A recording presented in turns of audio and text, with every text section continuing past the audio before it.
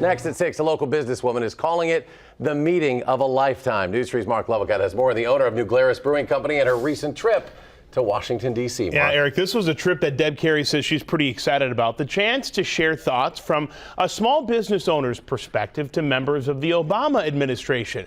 Little did she know she'd be sharing them directly with President Obama himself. So they're brewing today, of course. Deborah Carey takes pride in her product.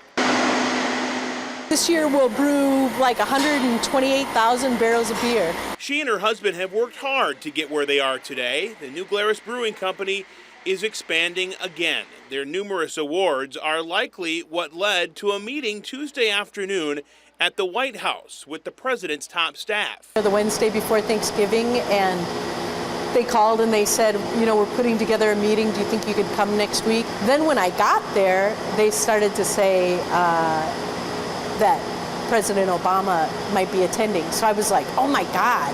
When the president came in, he made a point to walk around to each of us and shake our hand and talk to us about our businesses, which I thought was, you know, the guy's busy. And so I was very happy to get to have that honor. It was a closed-door meeting with other small business owners across the country.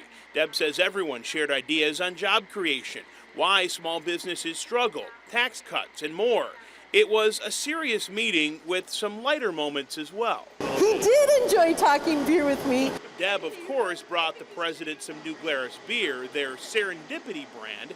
In exchange, the president sent his staff scrambling. For this, she took home 3 bottles of White House Honey Ale brewed in the basement of the executive residence. You know, we're really interested in tasting it. I will give him an opinion back, which I think they didn't know how big I was with opinions when I got invited to the meeting to begin with, but they'll know by the time we're done here.